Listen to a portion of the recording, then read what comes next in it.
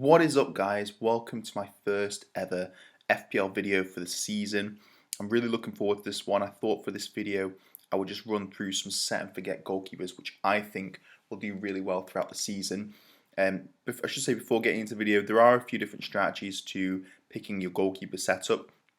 Some people like to rotate with 4.5s, maybe even more expensive goalkeepers. Some people just like to set and forget. This is going to be a set and forget video, so it's not going to be rotation. It's purely based on goalkeepers who I think will score well in terms of clean sheets, bonus points, and saves, and also it's a minor thing, but also penalty saves as well. But these are just the top scoring goalkeepers who I predict for the season. So it's not going to be a rotational goalkeeper strategy, although I may do a video on that in the future. So yeah, without any further introduction, I'll just get straight into the video. Okay, so at number 5, I've gone for Dean Henderson. He is priced at 5 million, and I do know that he didn't start for the whole of last season. He was in competition with David De Gea, but towards the end of last season, he was starting, and he did okay. I mean, he got 4 clean sheets here, 12 goals conceded, and 44 points.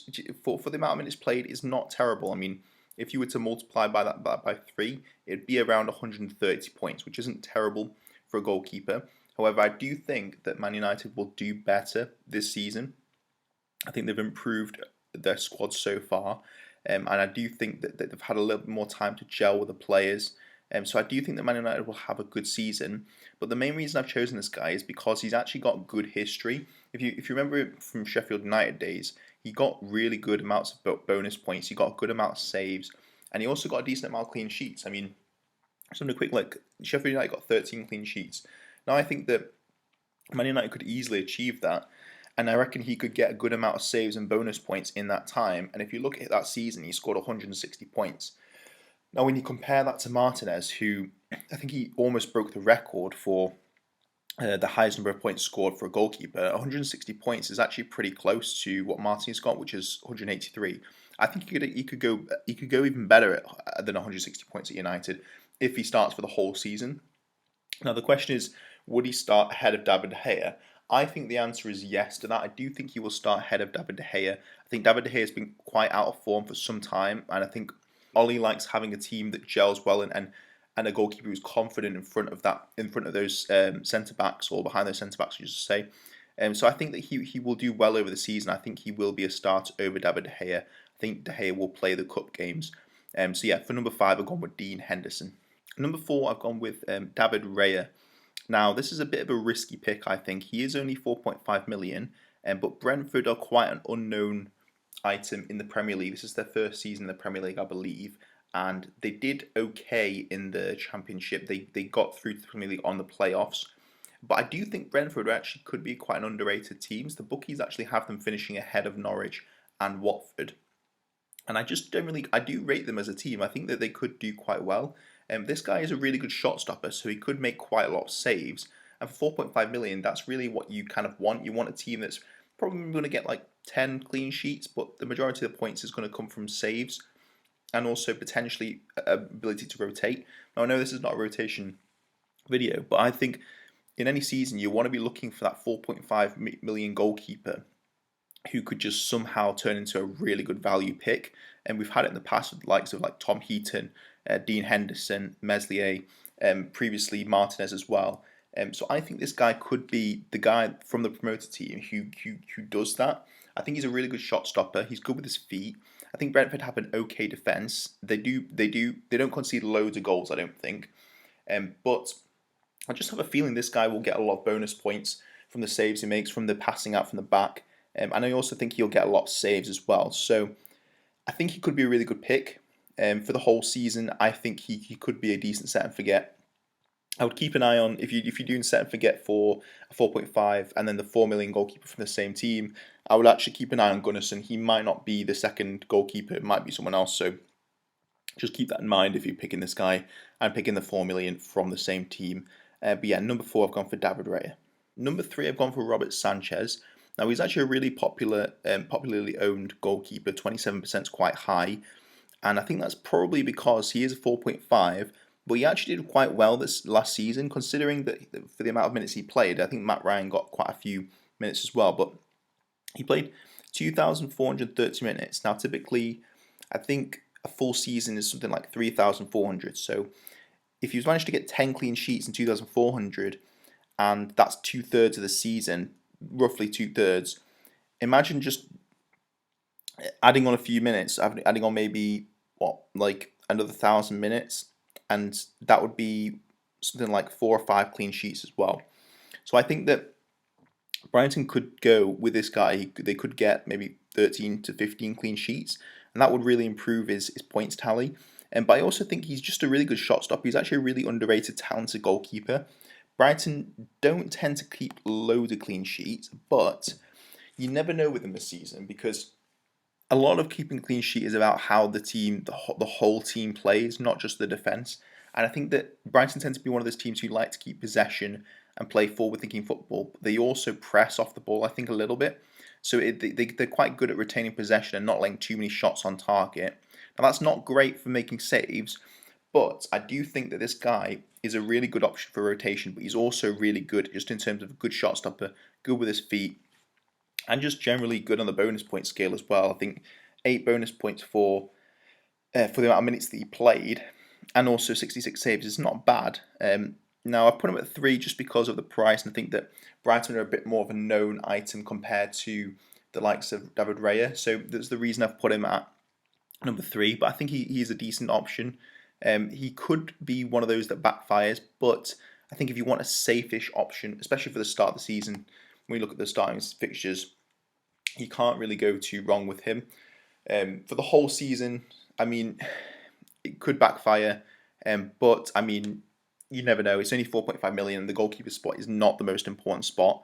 So if he's scoring somewhere between 130 to 160 points, I'd say that's a pretty successful season for a 4.5. So I think he can do that. For that reason, I've put him at number 3. Number 2, I've gone with Emiliano Martinez. I think he's quite an obvious pick. I mean, he's 39% owned, which is pretty insane for a goalkeeper. I don't think there's ever been a goalkeeper which is that highly owned at the start of the season. And for good reason. I mean, he almost set the record for the number of points scored last season. He was an absolute machine in terms of saves and bonus points and keeping clean sheets. I think he was just an absolute machine. And the reason I put him at number 2 though is just because of the premium price bracket. I do think he could quite easily replicate last season. If he does, I do think he is worth a 5.5. But there's just that little bit of risk there that it may have just been a one-off season. I don't know if I can see Aston Villa keeping another 15 clean sheets next season or more. But having said that, I probably could see him making a lot of saves and getting a lot of bonus points. You never know with Aston Villa. I think I would keep an eye on their defensive signings. Keep an eye on whether their back line stays as it is, if they keep their key players. If they do, I think this guy could quite easily replicate last season. And if he does that, he's definitely worth this price at 5.5. So for that reason, I put him at number 2. But yeah, definitely one to keep an eye on in terms of the signings that Aston Villa make, and also keep an eye on in terms of perhaps just the start of the season and how they're looking in terms of form. But my prediction is I think he will replicate last season, and for that reason, I put him at number 2. Number 1, I've gone for Illan Meslier. I think the reason I've gone with this guy is number 1, and now last season I had him in my team from the start. He was the 4.5 keeper, the one that I predicted that would come up from the Championship and do well, and he did. He got 154 points, which is really good. But this season, I actually think he can go one step further. I think Leeds as a team can go one step further, and this guy I think can go one step further as a goalkeeper. And the reason I put him at number 1 is actually because he's priced at 5 million, which is a really tricky pricing for goalkeepers because he's not premium, but he's not 4.5s. And typically, people tend to go either with a premium 5.5 that they know is definitely going to get clean sheets, or they go with a cheap 4.5 who's most likely going to get saves but less clean sheets. And this guy is inside the middle bracket, and I wouldn't typically go for a 5 million goalkeeper, but I think this guy could definitely go one further than last season. If he does that, I think that extra 0.5 that you save compared to Martinez could be worth it, considering the points difference is about 30 points. If he goes one better than last season, the points difference could be only maybe 15, and you're saving 0.5 million. So I think that he's a good option. I think he will do better than last season. And if we just look at his stats here, he made 140 saves, which is absolutely incredible for the minutes played. He didn't even play for the full season. I think a full season is 3,400, so he must have missed maybe 4 or 5 games. And if we look at the bonus points as well, 20 bonus points is really good. He probably got that from distribution and also making a lot of saves as well. So I think he could be a really, really good option. I personally, I've not put him on my team yet, but I will definitely be trying to rejig and try to afford him to put on my team. Because at the moment I've got 4.5. I would like to get Meslier in my team. I think Leeds, as a side, they play a very high energy pressing football, and they're an intensive team. And one of the reasons why I think that these are so lowly owned is because of their starting fixtures are not great. Like the first fixture is Man United, which I'm almost certain they probably will concede. They've also got Liverpool in game week 4. Everton's not the easiest fixture, but it's not terrible. Burnley's a decent fixture. But really, if you're thinking about the whole season, it shouldn't really matter. Do I think he can beat 154 points? Yes. Is he worth it at 5 million if he does that? Definitely, I think. So yeah, I think in comparison to the goalkeepers, I think he's probably going to get the most points per game, I think, and he's probably going to get the most points per price bracket as well, so per million. I think he will score the most points per million and per match. So I think he's the best option to go with for the season. If Leeds perform, that is, if Leeds go one further than they did last season, which I personally think they will. So that's the reason I've gone for him as number 1.